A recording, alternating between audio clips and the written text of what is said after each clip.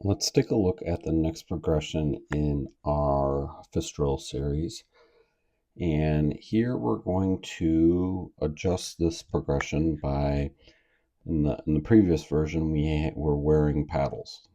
The paddles really add a level of surface area for our athletes and allow the area of the fist and forearm here to really feel the water as the athletes are doing this drill.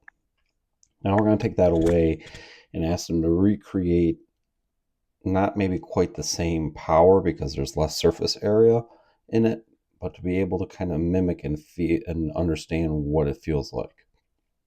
We're still going to keep the snorkel on and the fins on. So the snorkel here will just allow the athlete to keep the eyes forward, head steady, and not have to worry so much about the breath. We'll continue to wear fins with this variation in the progression just to kind of keep things moving forward. We'd recommend a nice, just kind of light, steady kick as the athletes are going through the water. So let's go over some of the things that we look for. First thing here we look at is going to be the kick. So what we want to see here are the toes pointing as the body is traveling through the water. See that right there? So because we're wearing fins, our athletes are actually going to have to kind of focus to really make sure that they're pointing their toes, and kind of helps put the foot in that position naturally, which is exactly what we would like to see. Next thing we would look for here is just going to be what would be the bend in the knee. We don't want the knee to bend excessively. So if we had the knee bend out this much out of the surface right here, it means we're going to be kicking a lot of air right here between the surface of the water and where the knee would bend. The same holds true for being under the water. We don't necessarily want to look for excessive bending going inward into the body. So what we kind of want to look for is just what we would say is like a natural bend in the knee. That natural bend will really make sure that we have a nice kick going. A couple other things we look for when we're doing this is that the kick we look to be here right up at the surface, and then as the athlete's kicking down, we want them to kind of imagine a ball that is going, or they're kicking a ball as it's kind of coming toward them. So there needs to be a level of downforce on that kick as we're going to be moving through the water. And then we want it to return to be back up here to the surface, so that way we can create just what we would call white water, boiling water, thunder kick. It's all kind of the same. Here are athletes not as kicking as much as we've seen in some of our earlier versions of this. So this would be just something that we would want to make sure that we communicate with the athlete to, like, hey, we'd love to see that kick be a little bit more up here toward the surface. As we now will take a look at the actual drill, we'll look at the recovery here first for the left side as we're going over the water.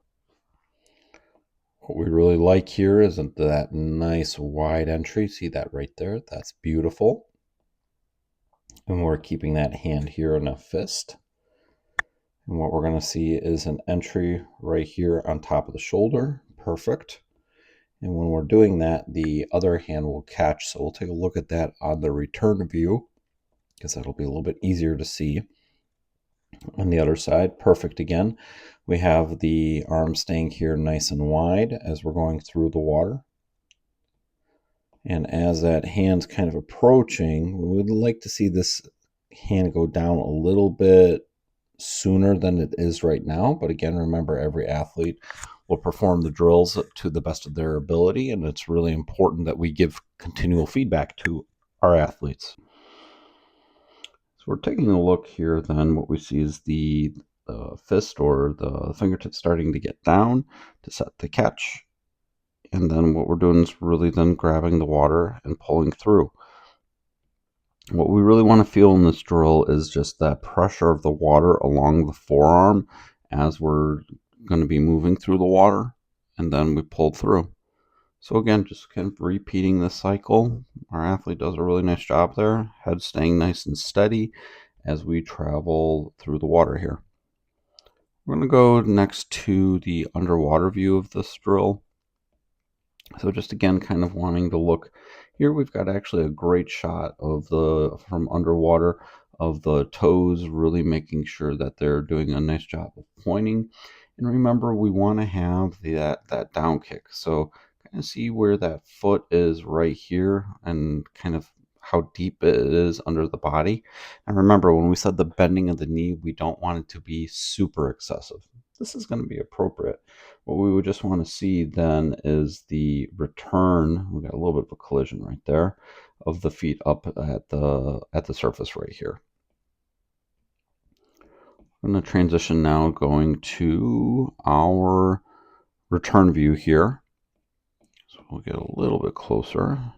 Okay, so here, hand does a great job of coming in on top of that shoulder right there. Really nice job. Feet here, much better on the kick. So kind of see the difference here on the legs, how the feet are just kind of continually going. We see then the feet breaking the surface. So that's really, really nice right there. Head here stays nice and steady. Here again, we have that nice wide recovery. And then, so here we're coming on a little bit slightly kind of crossed over. Kind of see there how the hand is coming in front of the head right here. So we want to make sure that we give the athlete feedback so that we're coming in on top of the shoulder right here. When we do that, it's going to be able to make it a little bit easier, and it's going to minimize any sort of excessive sweeping under the water. Here we do again just a nice job of coming in with that wide entry. And our athlete then just continues to do a great job here of this as we're moving ourselves through the water. Next here, we're going to transition to going to an underwater view. So here, so kind of see what we're talking about. So see here how that hand's in front. We're going to just see that hand kind of round off a little bit into that catch to grab the water. So kind of that takes place really more right there. So kind of see then how wide we go. And the difference in the shape is going to be like this. We want to see a triangle formed. So here we can bring that hand up a little bit more to be able to grab that water. Our athlete's doing a great job of keeping that fist closed and feeling the surface area of the water between the fist and the forearm right here. We just would like to see that brought up here a little bit more. Taking a look at the left side, see that little shift right there. And then our athlete then here is going very, very wide. This is not a position we would want to have long-term promotion for. So again, what we want to look for is this shape, is that power triangle. See that right there? So we would want to see the everything here be closer. That hand right here, we would look for being a lot closer again here to the body as we go through. So just again, remember there's a lot of opportunities to make sure that we keep engaging with the athletes so that way we can keep grabbing the water. The setup is really nice. We're grabbing water along the fist and forearm there. We just don't want to keep going out wide like that. So overall here, our athlete does a pretty good job with this. So if you found some value out of this, be sure to drop a like and subscribe.